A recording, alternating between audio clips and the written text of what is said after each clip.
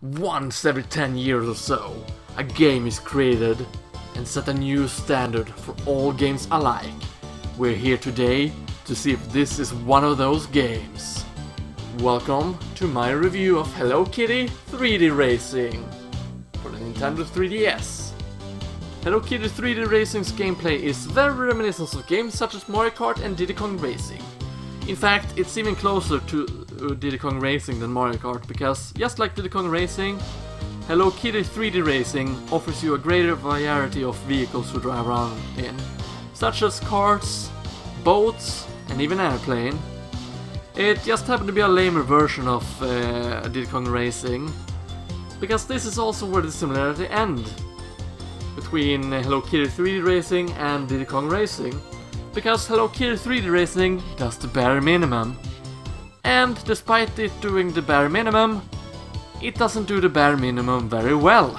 The game's AI, for example, is very special, and the longer you play the game, you'll start to notice just how many shortcuts the game has taken, and just how lazy they have been with implementing them. One very noticeable example is that the longer you play the game, you see that all of the competitor drivers, they drive in a perfect line after each other, especially in curves. It's the most noticeable in curves, as when they turn, they all move in that special line. Since it's a kart race in the likes of Mario Kart, you also get different weapons to use against your opponents. The weapons are the following: throwing pies. It's the game's basic projectile weapon. They always come in 3, so you get 3 at the same time. And then there's the traffic cone mines. They're kinda like the banana pies of Mario Kart. They are mines that looks like traffic cones, obviously. And you drop them behind in hopes that the other racers will drive into them. Then there's of course the shield gel, which gives you kind of a bubble gel shield that protects you a short amount of time against one projectile attack or one enemy weapon. Then there's the clock. The clock slows everyone down except the user itself, and gives you or the user a short advantage to move past or away from the other competitors. Now the clock also shows case that what a waste of time this game is. Then of course there's the rainbow boost, which gives you invulnerability as well as a boost for a short period of time. And then there's the speed boost, which gives you 3 speed boosts to use whenever you want. Now of course all the weapons have their uses, but the rainbow and speed boost is ultimately the 2 weapons that you want in order to achieve your victory. And there's absolutely no balancing to the weapons whatsoever. It doesn't really matter on what position you have. You can get the rainbow boost or speed boost when you're in first place. In fact, you can even get the stop clock in first place.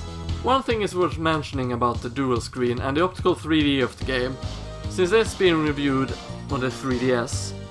And that is that the upper screen and the bottom screen are both used in a very clever way, with the race being shown on the top screen and the map and result screen, as well as your position, is shown on the bottom screen. Despite this being a 3DS game, on the other hand, it offers absolutely no optical 3D whatsoever. All menu selections, on the other hand, is selected exclusively by the touchpad on the bottom screen, which in itself is incredibly annoying and so dumb.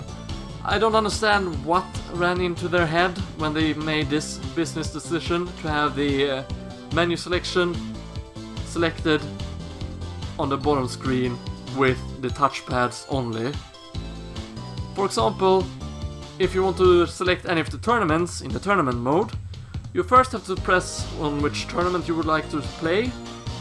Then you have to press the first level on that tournament for the tournament to be actually selected. This is really stupid. And I have no idea why they thought it was a good idea. Clearly it wasn't. This brings us to the game's various game modes, on the other hand, which I have yet to talk about. The 3 different game modes are the following: quick play, as the name suggests, you quickly play a race which you have selected. Then there's the tournament, where you select a tournament you want to play, which has 4 predetermined levels on it. This is the primary game mode which you will play the most, as this is where you basically unlock everything in the game, such as new characters, new vehicle designs, and new paint jobs to those vehicles. You unlock something new every race you do, and after beating a tournament, you unlock the next tournament in line.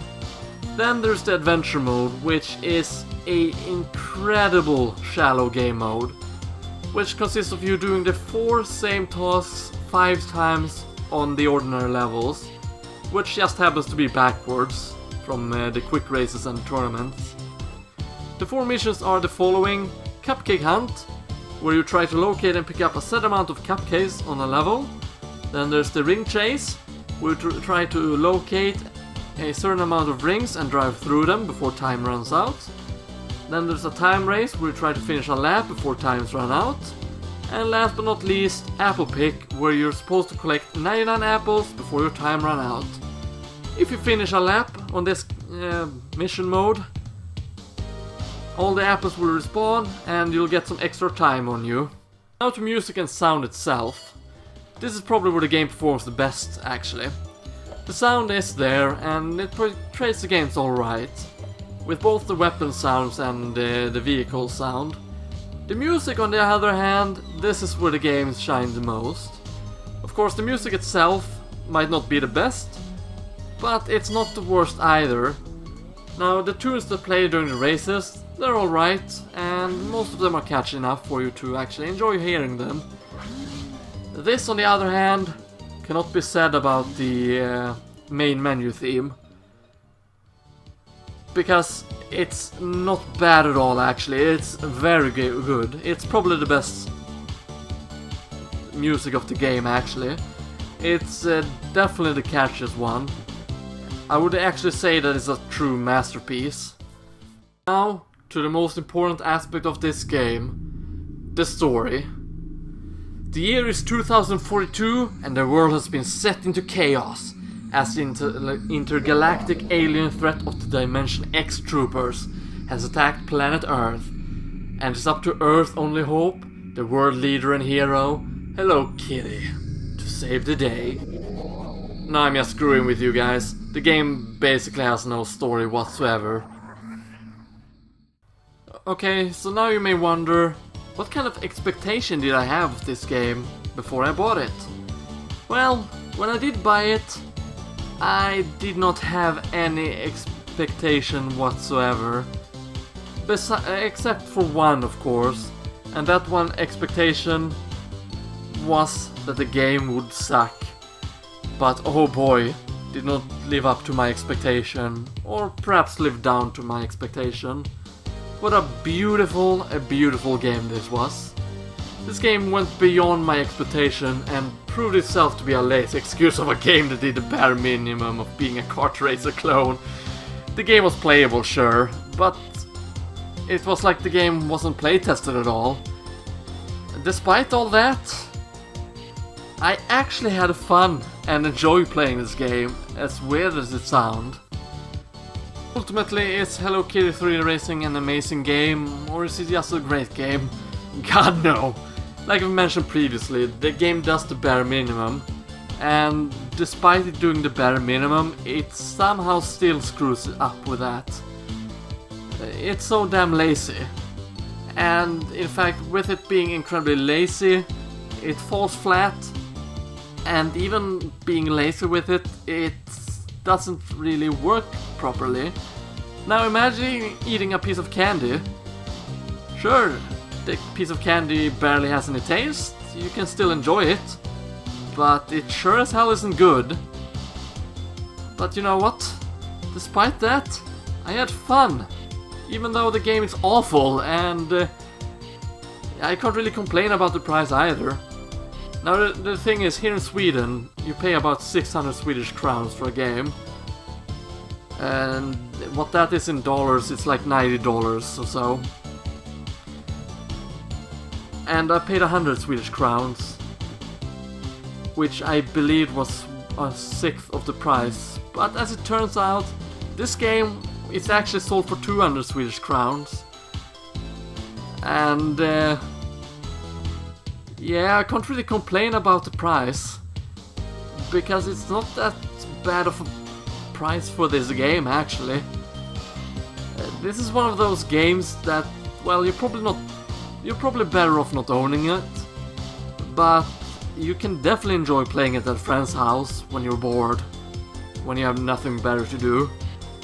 Then again, if your friend has Hello Kitty 3D Racing, he probably doesn't even have a friend or have any friends. It's an obscure collectible in a list of terrible games. Just like the Hello Kitty franchise. Thanks for watching this very first review on my channel, which happened to be on the amazing game Hello Kitty 3D Racing.